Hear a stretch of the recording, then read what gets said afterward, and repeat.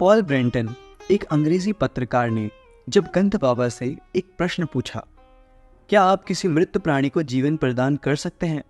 स्वामी जी ने कहा, हाँ, आज मैं आपके सामने सूर्य यज्ञ के माध्यम से एक मृत पक्षी को पुनर्जीवित करूंगा। थोड़ी देर बाद एक मरी हुई गोरैया को हॉल में लाया गया। इसे पूरे 1 घंटे तक वहीं पड़े रहने दिया ताकि हमें यकीन हो जाए कि वह वाकई में मर चुकी है।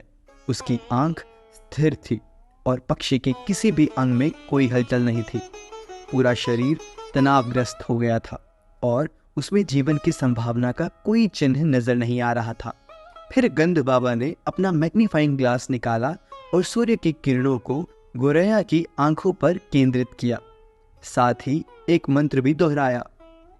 थोड़ी देर में मरी हुई गोरैया हरकत करने लगी। फिर आंदोलन इस प्रकार हिंसक हो गया मानो कोई मरता हुआ कुत्ता अपने अंगों पर लात मार रहा हो। बाद में पंख फड़फड़ाने लगे।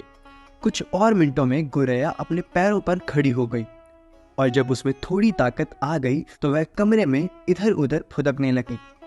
आधे घंटे तक गोरैया उड़ती रही। फिर देखा वह अचानक एक बार फिर मृत हो गई। वहां वह बिना किसी हलचल के मृत अवस्था में पड़ी रही। पत्रकार ने इसकी सावधानी पूर्वक जांच की। सांसें पूरी तरह बंद हो गई थी।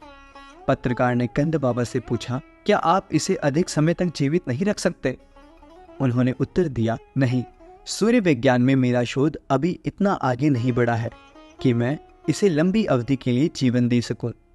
कविराज गोपीनाथ ने मेरे कान में फुसफुसाया कि योगी राज जी को आगे के प्रयोग से बेहतर परिणाम की उम्मीद है।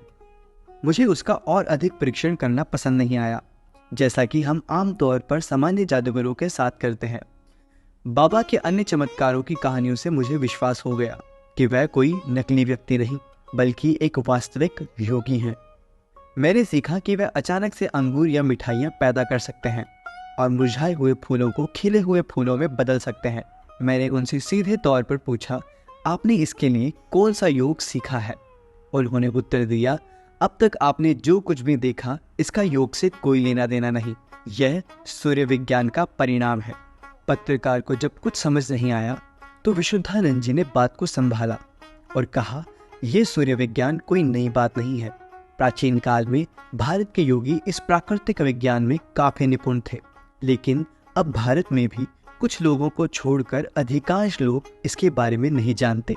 एक तरह से यह लगभग लुप्त हो गया है। भारत सूर्य की किरणें जीवनदायी ऊर्जा से संपन्न है। यदि आप केवल 3 चीजें सीख सकें तो आप भी चमत्कार प्रदर्शित करने में सक्षम हो सकते हैं। पहला, इस ऊर्जा को सूर्य की किरणों में प्राप्त होने वाली अन्य सामग्री से कैसे अलग किया जाए। दूसरा, इसका सूत्र, इन ऊर्जाओं के संयोजन से विभिन्न वस्तुएं बनती हैं।